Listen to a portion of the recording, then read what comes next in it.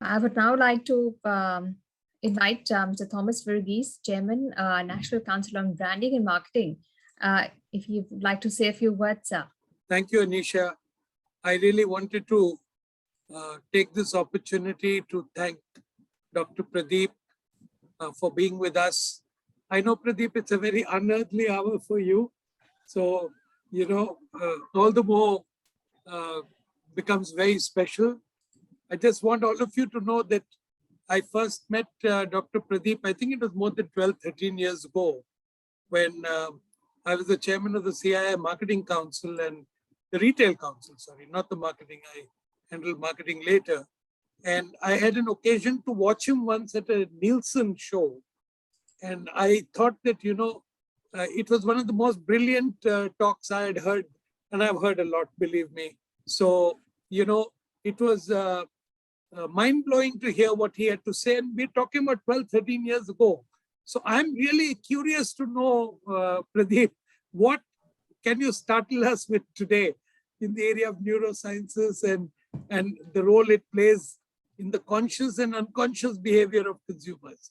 So thank you. I just wanted to thank you personally because, it's our friendship over the last so many years and really, really grateful for you to make it here today. Thank you so much. And believe me, I'm looking forward to hearing you. Thank you. Bye-bye. Thank you, Thomas. And honestly, it's 3 a.m. in the morning here. So I myself am also looking to see what I'm going to say. So Thank you so much, Dr. Pradeep, for joining us. Let me give a quick introduction to you and what you're going to talk about so that everybody's on board and prepped up because Mr. Verghese has heard you and he knows what's coming up. But for everybody who's been waiting this long, a quick introduction of Dr. A.K. Pradeep. He's the founder and CEO of Machine Vantage. Dr. Pradeep is a leading international business consultant and entrepreneur, having launched a series of successful firms across a number of categories. He's the founder and CEO of Machine Vantage, an advanced high technology enterprise specializing in the application of artificial intelligence and machine learning for innovation in product development and marketing. Prior to this, he founded Neuro, a division of Nielsen, which ranks as the world's preeminent consumer neuroscience firm. He's also the founder of Board Vantage, a premier provider of software for corporate governance. And today he's going to talk about neuromarketing. That's what I'm guessing, Dr. Pradeep. Well, thank you very much, Anisha. Very kind of you. I'm going to be talking about something very interesting. Just so everyone knows, I will be 59 this year. And like Thomas says, we've seen a lot. So I'm always bored at conversations or topics where you scratch your head and say, I've heard that before. A vehement restatement of the obvious does not make it profound. Tell me something really new. So I want to tell you something really new this evening. Or this morning or whatever time it is. I'm going to share my screen. Let me see if I can do that. And yes, I can. So I'm sharing it and hopefully you all should see my cluttered screen. And I try to see if I can do this in full-blown PowerPoint. Hopefully you see my entire PowerPoint. Yeah, I'm going to try to put this bar. Super. So in the world of digital marketing, in the world of digital branding, everybody says a number of things. And the usual approach is, my God, can we take all the data, put it in a blender, press a button, and out will come magic? And it rarely does. So the question is, what can we do something that is very differentiated? Here is an interesting idea. Well, the use of music and the use of sound, the use of sonic branding can be different. Well, wait a minute. Everyone has had jingles from the time radio was invented. So there isn't something special about it, is there? Well, actually, there is. So what I'm going to do, I'm going to try to see if this PowerPoint will let me move to the next slide. Well, I'm just going to, maybe this will let me do that. Perfect. So this is me, you've talked. We have an epic breakthrough. We have sorted a problem that is 2,000 years old. And the problem is very simple. What are the precise emotions not guesswork, precise emotions evoked by music in the brain. Why is it important? If you are a very important brand and you have certain views and aspirations of who you as a brand should evoke in your consumer's mind, question, does the jingle, does the sound, that the sonic element associated with your brand, can it provably evoke that emotion in the human mind? That's a 2,000-year-old puzzle. Our ancestors in India, in every kind of music, right, have said these various ragas evoke certain moods. And if you go to them and say, prove it to me, well, our ancestors could not. We can, because we have cracked this 2,000-year-old puzzle, which is simply what are the precise emotions evoked by music in the brain? And the answer is so stunningly simple, it has been staring at us for thousands of years. Very simple. Our brain associates a particular emotion with a particular sound. If we make that sound when we express that emotion. Let me repeat. Our brain makes and associates a particular emotion with a particular sound if we ourselves make that sound when we express that emotion. Now you say, well, Pradeep, that seems very simple. It seems plausible, but it seems simple. Can you prove it to me? I'm going to prove it to you. Let me go to the next slide here. By the way, there were some of the guys I work with to get to some of these, and I shared my solutions with some of them, and they all are relatively smart people in the world of music. AR was very excited about it, and Zakir Hussain, who is Allah Raka's son, and Mickey Hart were very excited about it. So here, let us imagine you are a bus in Italy, and you do not speak Italian, yeah? And you hear this particular sound.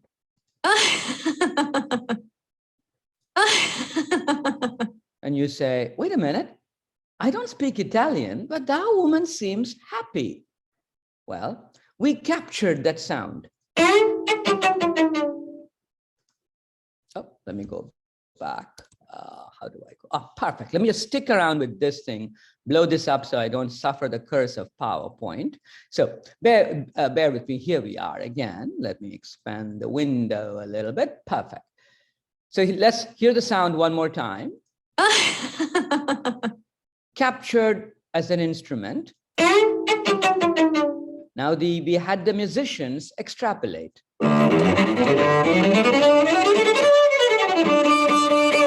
We had the musicians extrapolate even more.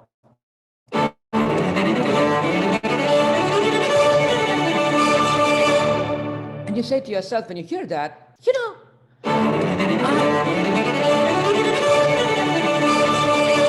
it makes me happy. Even at 2 a.m. or 3 a.m. in the morning, it makes me happy. You say, why does it make me happy? Because when you hear that sound, you hear her.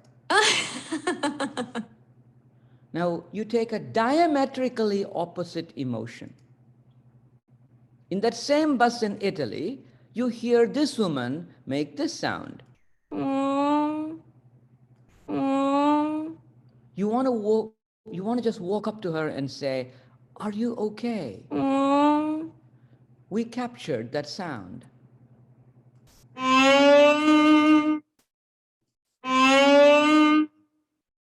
Now we extrapolate that sound.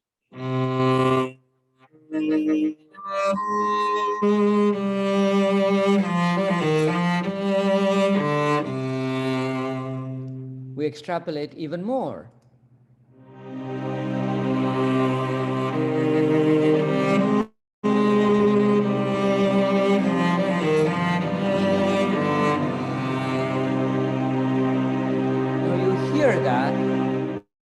And you say, wow, it's a little sad, it's melancholic. Why does it make me feel that way? Because in that music, you hear her. And because we hear ourselves in that music express that emotion which we would have expressed in our voice, we say, oh my God, that is sad music.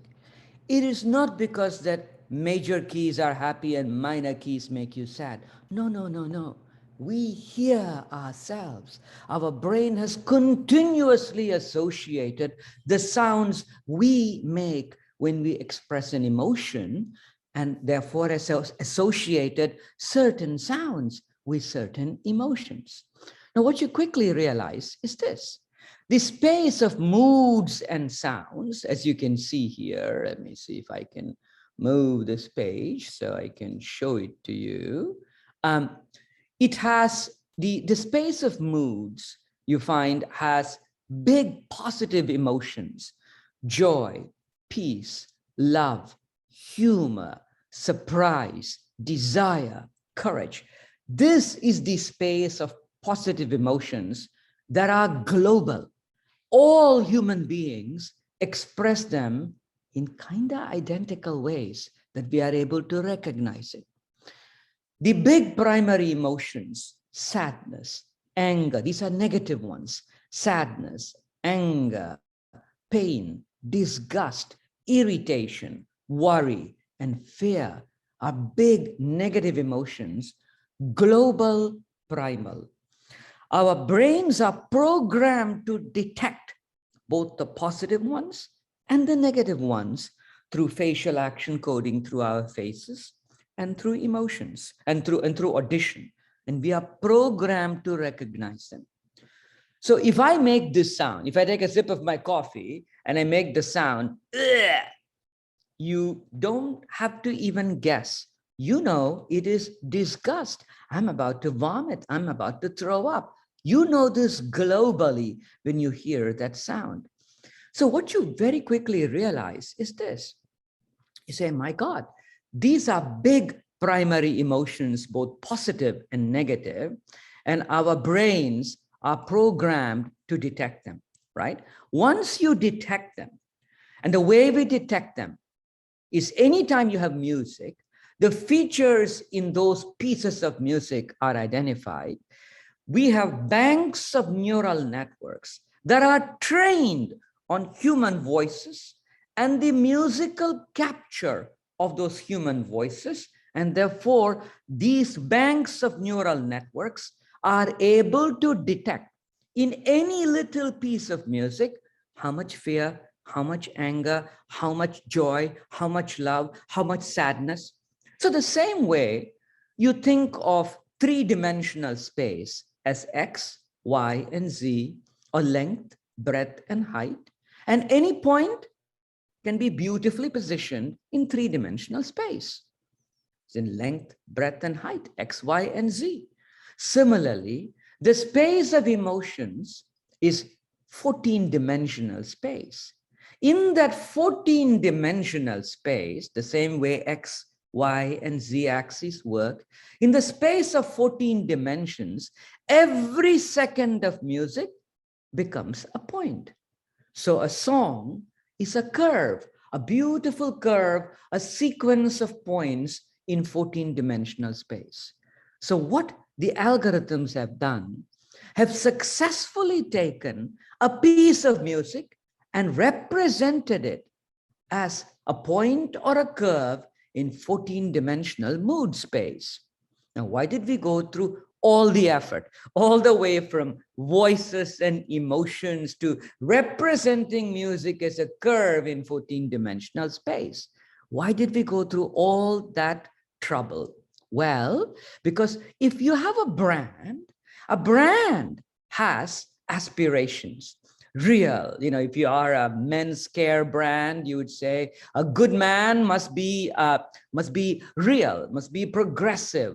Our brand is focused, caring, confident, purposeful. These are attributes of our brand. Now, of course, most women know that no such man exists. No man is real, progressive, focused, caring, confident, and purposeful. No, he doesn't exist. He's a mythological creature. But let's put that aside for a second. Let's pretend that the brand wants to cater to this kind of man. What the algorithms do the linguistic algorithms, they take each one of these words that represent the brand aspirations and represent them as points in 14-dimensional mood space. What does being confident mean? Confident would usually mean in the world of positive emotions, a little bit of joy, a little bit of courage.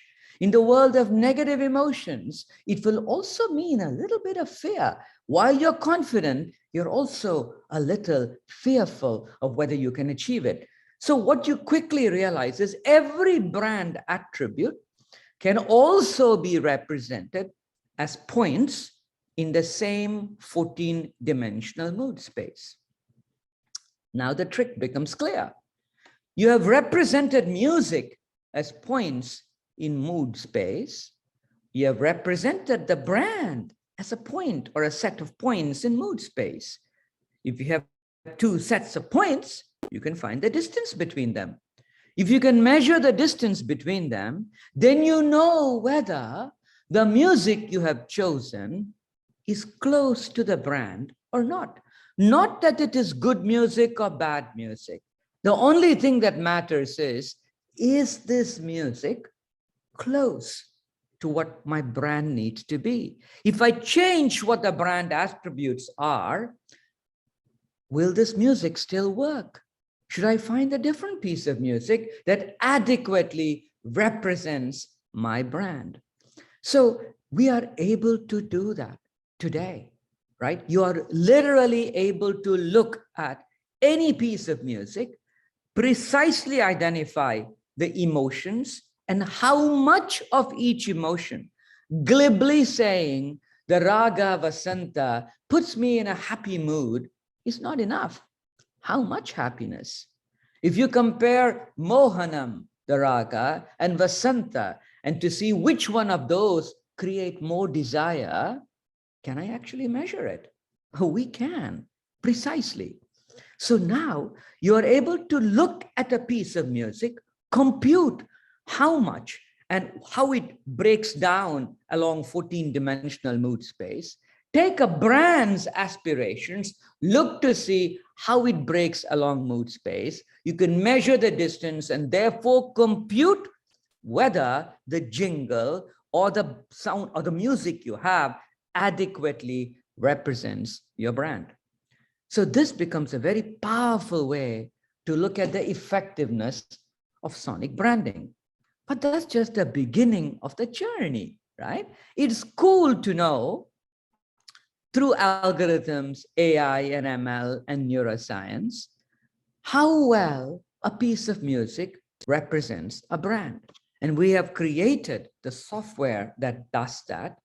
You could use that software to comb through millions of pieces of music and identify that little bit that works perfectly for either your brand or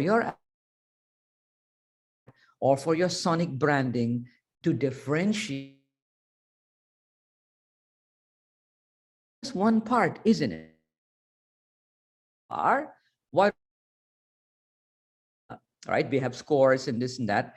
And we have created sonic signatures for billions.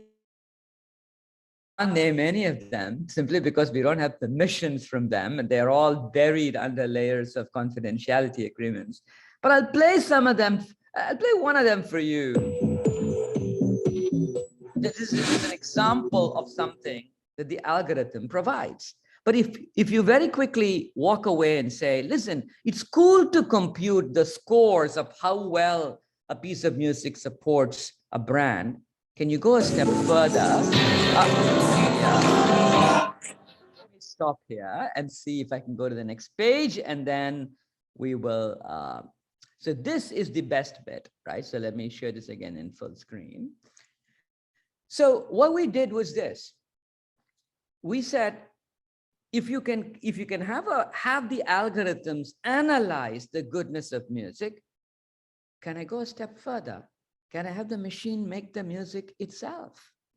So what we did, we had the machine essentially listen or fed the machine a variety of rock and trance music and had the machine make music. There are Markov models where essentially the machine will make music. And so you ask yourself, my God, will it be nonsense? Will it be something interesting? In 2014, I was with AR at his home, AR Rahman, the music maker in India. And he told me, Pradeep, someday you're going to put me out of work.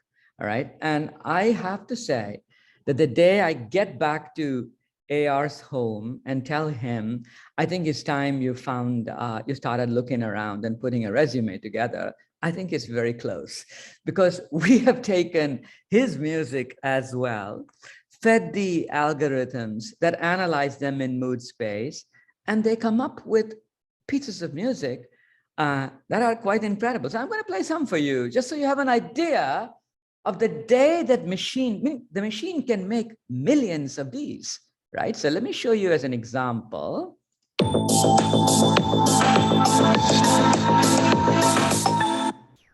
Entirely composed by the machine, right? And you say, I really can't believe, meaning we couldn't believe that it actually had melodic, aesthetic, and rhythmic quality. It was entirely machine made. And the cost of doing this is zero, right? So I could literally, if a brand came to if a brand used this piece of code, they could literally have their brand aspirations, generate 1 million versions, run them by the algorithm to see which one works best for that particular brand aspirations, and you're done. And if you are in the digital world, you say, I want to refresh my brand every day with sonic, with sounds that are very brand appropriate, but every time my user clicks, it's a different sound. And I need to have millions of sounds that are brand appropriate. You can generate them with the machine. So then we took a bunch of AR music and say, if I'm going to put this poor man out of work, will the machine produce something like he does?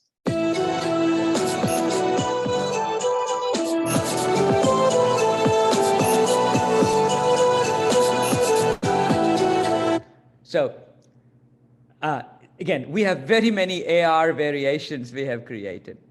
You could literally take and you could pick your favorite musician, band, feed the algorithms just about 20 of their songs or 30 of their songs.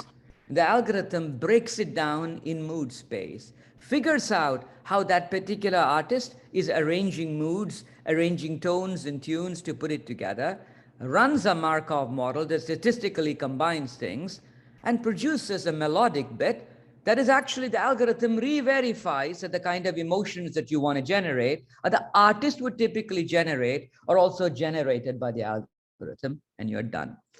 So the brave new world of machines making music is not far.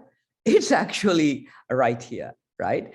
And what you quickly find is that you're able to do incredible things with it, differentiate with sonic branding, and create things that are very unique, that are artist specific or brand specific, and do them entirely through software. So you can use, so this again takes the neuroscience of how the brain appreciates music, how the brain connects music to emotions, takes it and applies AI and ML to understand it, measure it, recreate it, and apply it to common problems in the world of branding, which is find me sonic branding or create for me sonic branding or verify that this sonic branding works, or in the world of advertising, where you have a 30-second ad or a 15-second ad, and you say, my God, the agency has chosen this piece of music. Does it work? Nobody knows that. We actually can analyze it and tell second by second if the music works. Or in the world of digital branding, as you seek to separate yourself from brand one to brand two in a cluttered world, the idea of intelligently using sonic branding is again very powerful. I had 30 minutes and I think I've exhausted 25 of them. And so I think it is prudent I stop and ask you if you have any questions.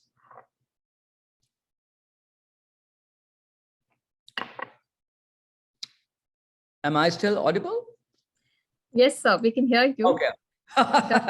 We can hear you, and your presentation has been very engaging. Uh, I still can't believe it. How what we hear can be just made up by a machine with some algos. So if there are any questions that you have for Dr. Pradeep, please do type them in so that he can take it up.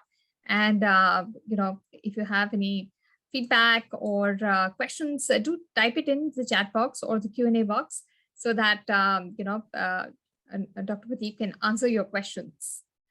But Dr. Pradeep, you continue with the presentation. We'll give the audience a little time to type in their questions. Now, the usual question or something people always wonder is this. Anytime you have sonic branding, people wonder, will people remember it? Will this be memorable? It's a classic question. Now you ask the question, what makes anything memorable? Why is something memorable or not? There is a very clear answer, and the answer is simple. Anytime something is of extreme emotion, good or bad, you will remember it, right? And when something is extremely emotional, there's a part of the brain called the amygdala. The amygdala fires, and in that moment, everything around you, you will remember. If somebody passed away and it was somebody close to you, at the moment you knew that they passed away, it's freeze-framed. Suddenly, everything around you, you will remember. Utterly ecstatic moments, utterly fearful moments, utterly sorrowful moments, we will remember.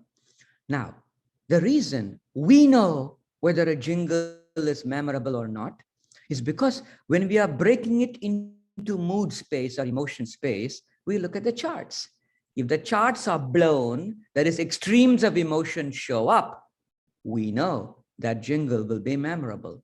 If they don't show up, it's a good piece of music, its memorability is questionable. So the algorithms can not only generate the music, they can measure how well it resonates with the brand. They can also measure how emotional it is, and therefore how memorable it might be. So that in the world of digital marketing, everything moves at the speed of thought and light, right? So if you have to generate music or sonic branding and you have to wait for 6 months for somebody to create something, it's gone. The world has moved past it.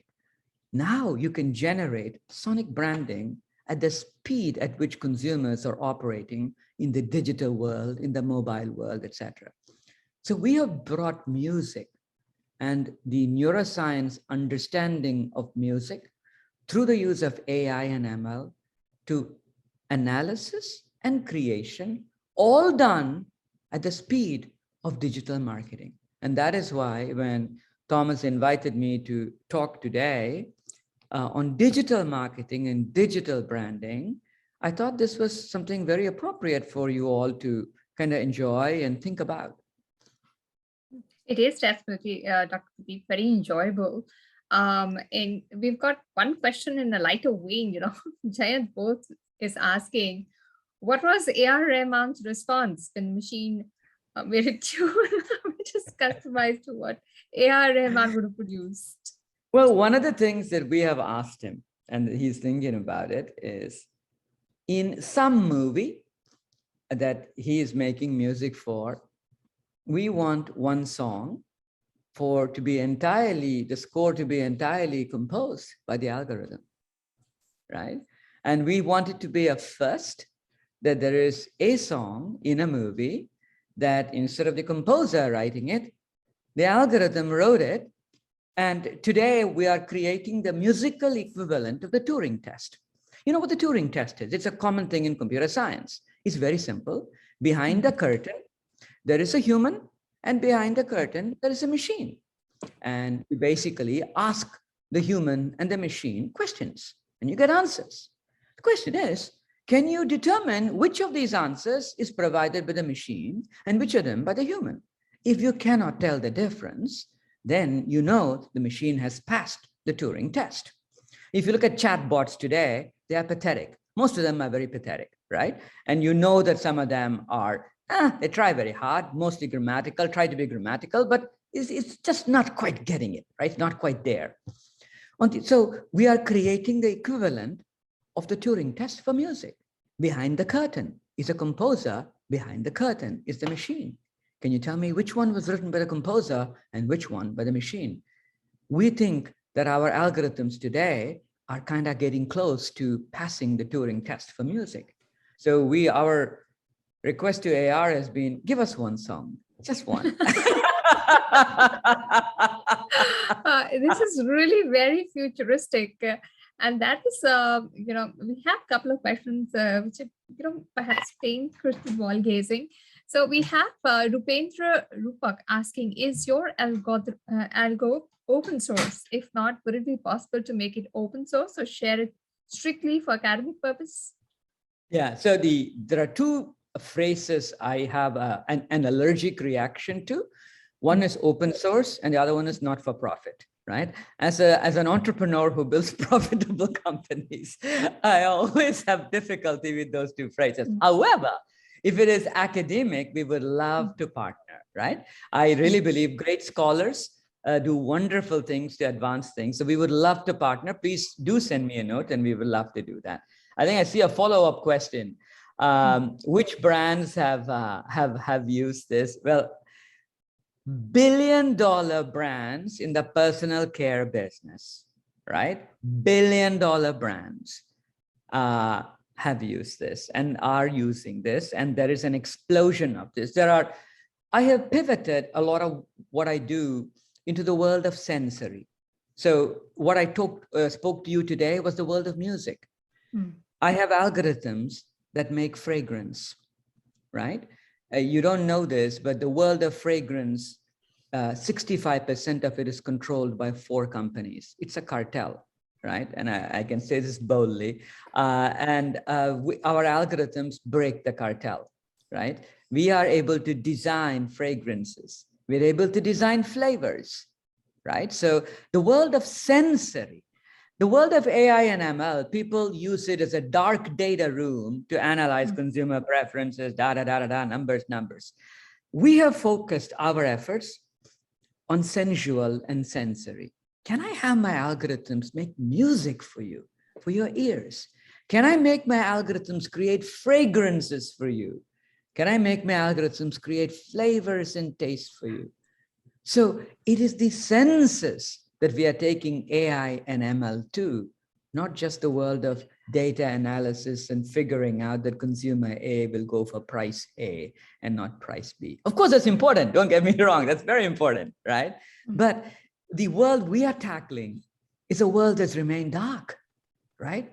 Because through neuroscience and AI and ML, we are opening up the world of sensory pleasures.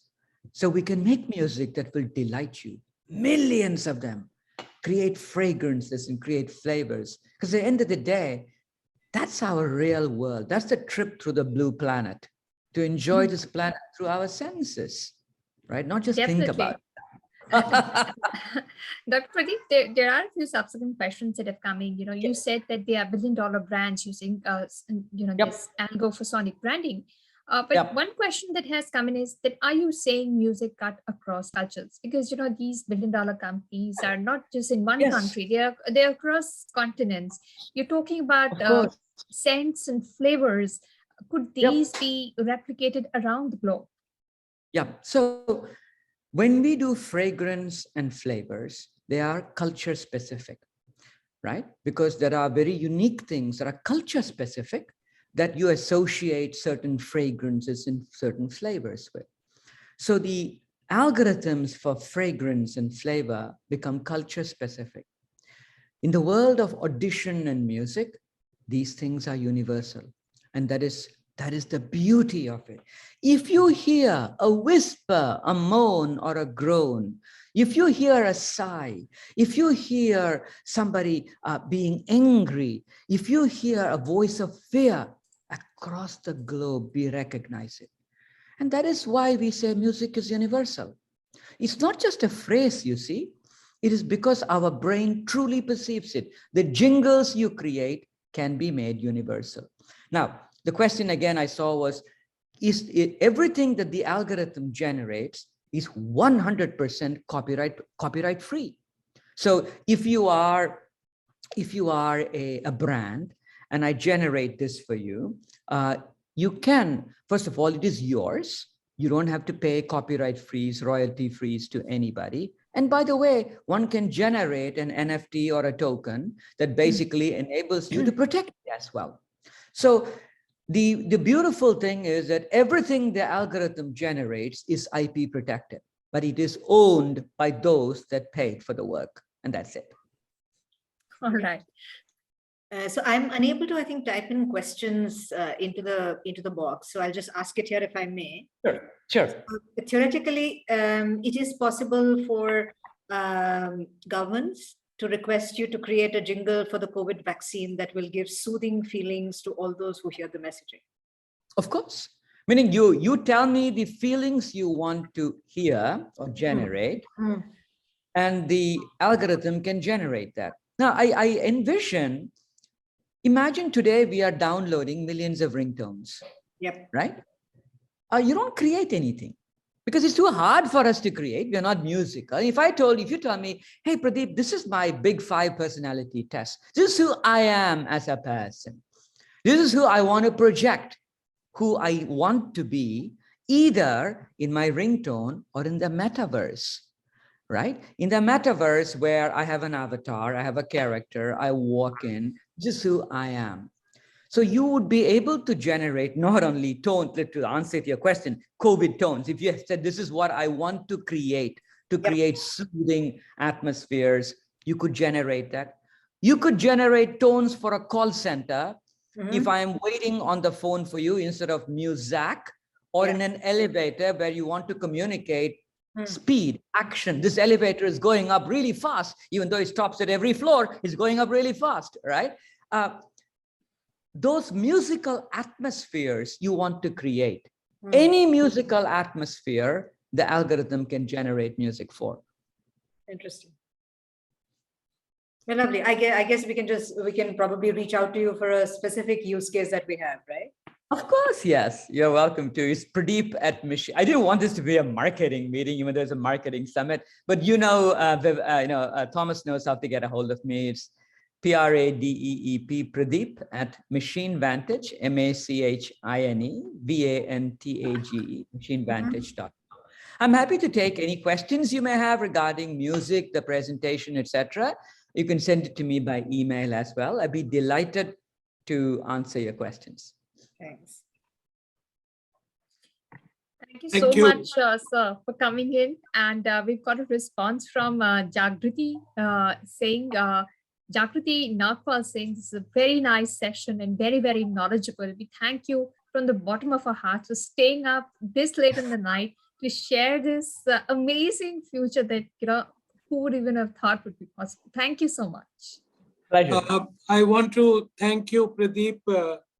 It's always very difficult, I think, that I would be so surprised.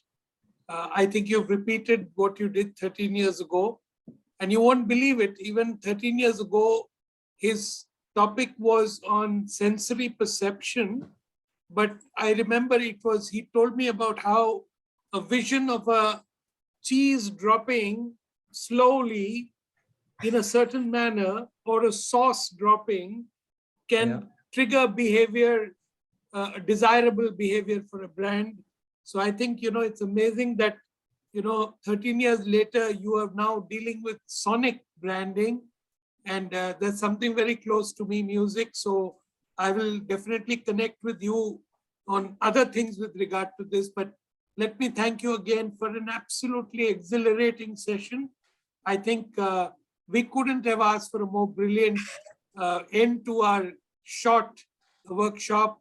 I thank you from the bottom of my heart, Pradeep. I think it's been absolutely wonderful to have you. And, I realized that I was worried. You remember I sent you messages saying that, do you remember? When I called these guys, they said, he's just tested out with us. And that was would have been about 11 o'clock in the night, or 10:30, 11? And thank you so much. I mean, it's absolutely brilliant. Thank you so much for being there with us. And And I can't thank you enough because it's been wonderful learning for me also personally. Thank you. Thank you. Wonderful. Excellent. Thank you. Over Cheers. to you, Anisha. Bye. Thank you. Thank you, Mr. Varghese. Thank you, Dr. Pradeep, for joining us and taking us through how sonic systems can help in the world of marketing, the new neuroscience that is being used for marketing. It was really an awe-inspiring and insightful session. Now we're going to close the summit for the day today. But do join us again tomorrow at 2 p.m. because we're going to be talking about sustainability and the role it has in marketing. And we have great leaders, senior executives coming and sharing their perspective with us. We'll have master classes, we'll have panel discussions, and you don't want to miss it. So do join us again tomorrow. We'll see you again tomorrow. Till then, goodbye.